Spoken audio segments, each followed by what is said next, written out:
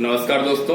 तो आज हम बात करते हैं पृथ्वी की आंतरिक संरचना की। वैसे तो पृथ्वी की आंतरिक संरचना भूगर्भ शास्त्र का विषय है, परंतु स्थलीय स्थलाकृतियों के विश्लेषण के लिए भूगोल में भी इसका अध्ययन किया जाना आवश्यक है।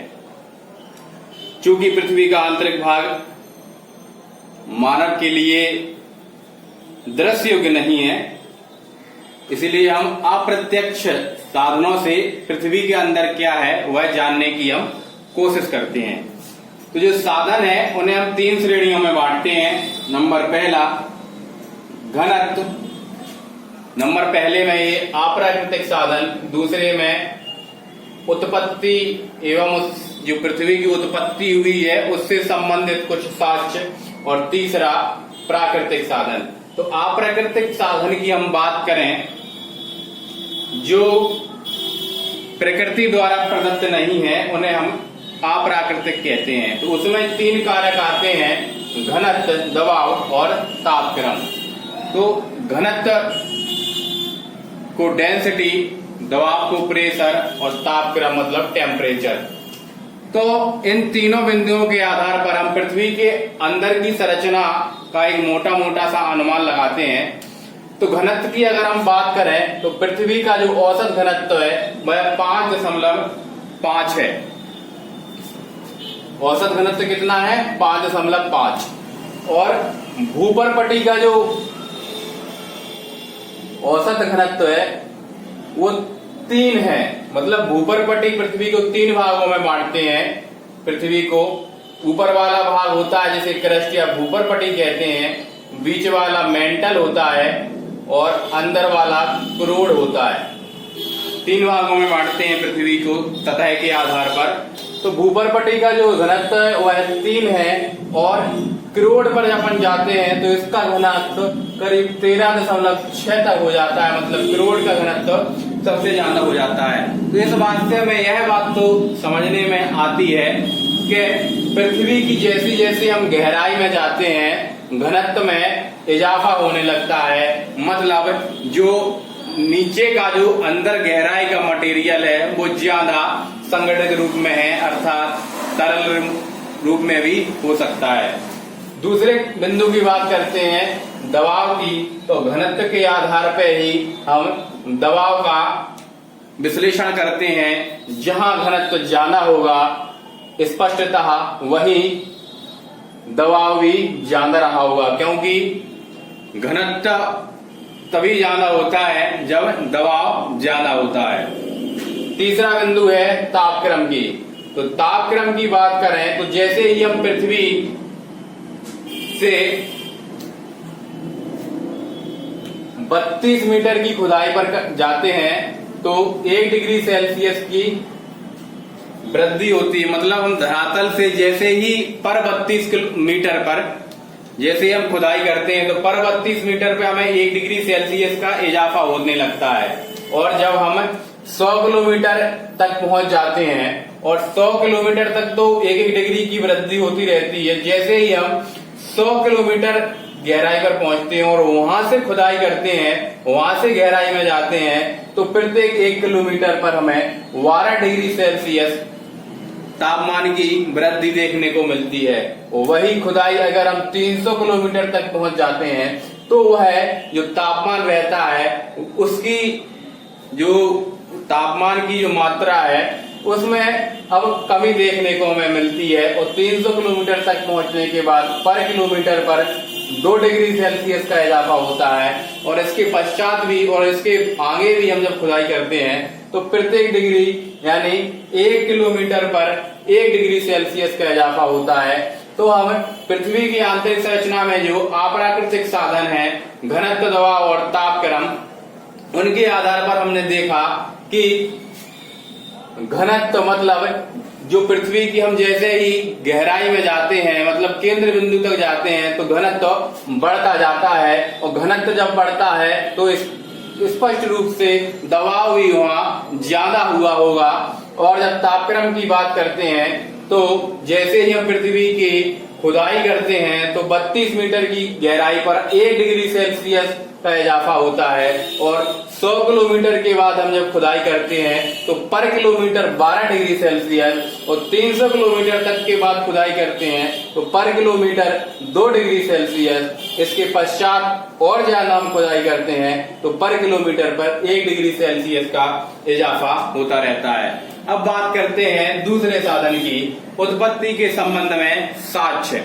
तो जब हमारी पृथ्वी की उत्पत्ति हुई होगी तो जिस मटेरियल से पृथ्वी अलग हुई होगी, हो सकता है वही मटेरियल भी पृथ्वी की आंतरिक संरचना में हो। तो पृथ्वी का जो उत्पत्ति का जो सबसे मान्य साक्ष्य है वह है ग्रहाणु परिकल्पना, जो चैम्बरलेन और जेम्स जीन ने दी थी। इन्होंने कहा था कि पृथ्वी का जो उत्पत्ति है वो 2 पिंडों के संगम से हुई है। तो उन 2 पिंडों का जो मटेरियल रहा होगा संभवतः वही मटेरियल पृथ्वी का भी रहा होगा। तीसरी हम बात करते हैं प्राकृतिक साधनों की। प्राकृतिक साधन जो प्रकृति द्वारा प्रदत्त होते हैं उन्हें बोलते हैं। तो इसमें हम 2 कॉलम बांटते हैं, ज्वालामुखी का और भूकंप विज्ञान का। ज्वालामुखी में हम बात देखें तो पृथ्वी के अंदर से जो तरल या अर्ध तरल जो पदार्थ निकलता है, जिसे हम लावा या मैग्मा कहते हैं, तो उससे यह बात तो स्पष्ट होती है कि पृथ्वी के अंदर जो धातु है वह तरल या अर्ध तरल में है, मतलब लिक्विड में है। लेकिन इससे हमें पृथ्वी के अंदर की जो बनावट है उसके बारे में यह जानकारी पूर्णतः स्पष्ट नहीं होती है। दूसरी बिंदु की हम बात करते हैं भूकंप विज्ञान की। तो भूकंप विज्ञान को नापने का जो यंत्र है वो सिस्मोग्राफ है। जहां भूकंप केंद्र होता है वहां इसकी तीव्रता को मापा जाता है सिस्मोग्राफ के द्वारा। और इस विज्ञान से, भूकंप विज्ञान से हमें पर्याप्त जानकारी मिलती है, क्योंकि जो पृथ्वी की संरचना है भूकंप विज्ञान में 3 प्रकार की तरंगें होती हैं, पी, एस और एल, प्राइमरी, सेकेंडरी और लबवेव। तो इन तरंगों की जो गति होती है उसके आधार पर हम यह जान लेते हैं कि पृथ्वी के अंदर की जो संरचना है वह किस जगह पर किस प्रकार की है। तो जो पी वेव्स और सेकेंडरी वेव्स और एल वेव्स होती हैं उनकी जो गति होती है वो अलग अलग मटेरियल में अलग अलग तरह की होती है। तो ये हम साधनों से, जो साधन थे 3 बिंदु में बांटते थे, उनके हिसाब से हम पृथ्वी की आंतरिक संरचना के बारे में थोड़ी जानकारी प्राप्त करते हैं। अब हम देखते हैं कि पृथ्वी की आंतरिक संरचना है कैसी।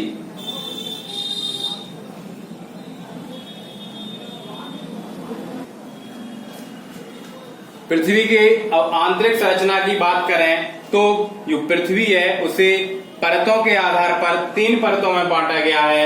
नंबर पहला क्रस्ट, भूपरपटी या सियाल, ये एक ही परत का नाम है। ये है पृथ्वी की सबसे ऊपरी परत, जिसे भूपरपटी, क्रस्ट या सियाल कहते हैं। जो दूसरी परत है वो है मेंटल और तीसरी परत है वो है क्रोड। तो अब हम देखते हैं कि पृथ्वी के अंदर की जो संरचना है वो परतों के आधार पर किस प्रकार बांटी जाती है।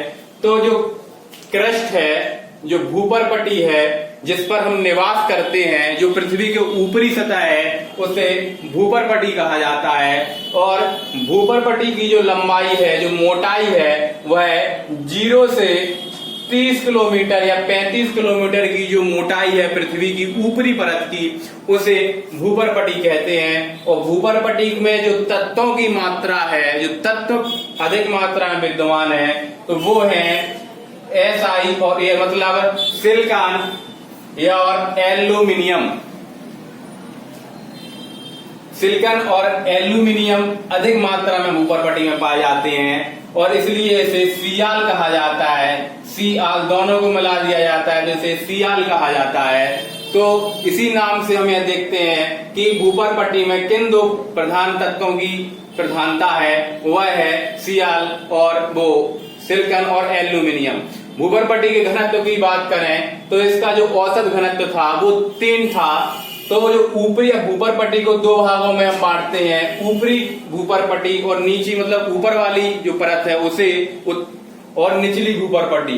तो इन दोनों भूपर पट्टी जो दो भागों में भूपर पट्टी को बांटते हैं, तो ऊपरी भूपर पट्टी का जो घनत्व है वो 2.8 का है और निचली भूपर पट्टी का जो घनत्व है वह 3 का है।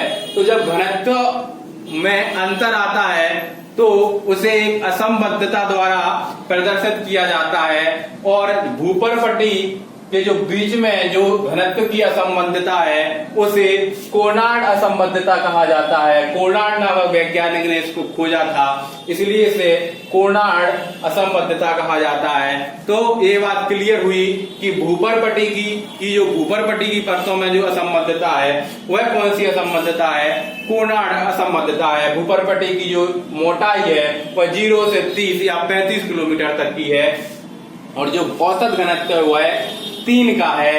और भूपर पट्टी में जो भूकंपीय तरंगें चलती हैं वह ऊपरी जो भूपर पट्टी है उसमें 6.1 की तीव्रता से और जो निचली भूपर पट्टी है उसमें 6.9 की तीव्रता से चलती हैं।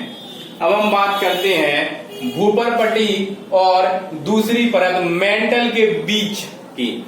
तो भूपर पट्टी और मेंटल जो दूसरी परत है पृथ्वी की उसके बीच की जो असंबद्धता है, जो घनत्व में परिवर्तन होता है उसे बोलते हैं मोहोरोविक असंबद्धता। यह मोहोरोविक नामक वैज्ञानिक ने 1909 में खोजी थी। तो भूपर पट्टी और मेंटल के बीच में मोहोरोविक असंबद्धता होती है। अब जो मेंटल की जो लंबाई है, जो मेंटल की मोटाई है वह हम कहते हैं कि 3500 से करीब 2900 किलोमीटर, 35 किलोमीटर से 2900 किलोमीटर इसकी जो मोटाई है वो मेंटल की है। यह पृथ्वी के पूरे आयतन का 83% भाग घेरे हुए है और द्रव्यमान जो इसका है वह 63% है। अब हम बात करें मेंटल की, तो मेंटल को भी हम दो भागों में बांटते हैं, ऊपरी मेंटल और निचली मेंटल। 200 से लेकर 700 तक की जो दूरी है, जो 700 किलोमीटर तक की जो मोटाई है उसे ऊपरी मेंटल कहते हैं और 700 से जो 2900 किलोमीटर की मोटाई है उसे निचला मेंटल कहते हैं। इन दोनों मेंटल के बीच में जो घनत्व का परिवर्तन होता है, जो असंबद्धता पाई जाती है उसे रैप्टी असंबद्धता कहा जाता है। अब ये बात हो गई मेंटल की। मेंटल में जो प्रधान तत्व हैं वह सिलिकॉन और मैग्नीशियम है, इसलिए इनका जो संबद्ध रूप है उसे SiMa अगर मिला दिया जाए तो सीमा कहा जाता है मेंटल को। अब बात करें इसमें तो जो पी लहर होती है वह सर्वाधिक वेग से मेंटल और क्रोड के बीच में चलती है। उसकी जो गति होती है वह 13.6 की होती है। अब हम बात करें मेंटल और क्रोड की। अब जो निचला भाग है वह है क्रोड। तो मेंटल और क्रोड के बीच में जब घनत्व का अंतर होता है तो मेंटल में घनत्व रहता है 5.5 और जैसे ही हम 2900 से नीचे आते हैं तो घनत्व बढ़कर हो जाता है 10। तो ये घनत्व की जो असंबद्धता है उसे कहते हैं बुल्टेन वर्ग असंबद्धता। यह क्वेश्चन कई बार आते हैं कि मेंटल और क्रोड के बीच में जो असंबद्धता है उसे क्या कहते हैं, तो बुल्टेन वर्ग असंबद्धता उसको कहते हैं। 2900 तक मेंटल खत्म हो जाती है, 2900 से लेकर 6370 तक क्रोड है। क्रोड को भी हम दो भागों में बांटते हैं, बाह्य क्रोड और आंतरिक क्रोड। 2900 से लेकर 5110 किलोमीटर तक जो मोटाई है वह बाह्य क्रोड में आती है और 5110 से 6370 तक जो मोटाई है पृथ्वी की वह आंतरिक क्रोड में आती है। तो बाह्य क्रोड का जो घनत्व 10 से शुरू होता है वह 12.3 तक बढ़ता है और 12.3 के बाद आंतरिक करोड़ जब शुरुआत हो जाती है तो घनत्व बढ़ के 13.3 हो जाता है। तो इस जो असंबद्धता होती है उसे लोहमैन असंबद्धता कहते हैं। मतलब करोड़ में ऊपरी करोड़ और निचला करोड़ यानी बाह्य करोड़ और आंतरिक करोड़ के बीच में जो असंबद्धता है उसे लोहमैन असंबद्धता कहते हैं। और जब आंतरिक करोड़ में हम आते हैं तो यहाँ चलकर जो घनत्व है वो 13.6 यानी सर्वाधिक घनत्व यहाँ हो जाता है।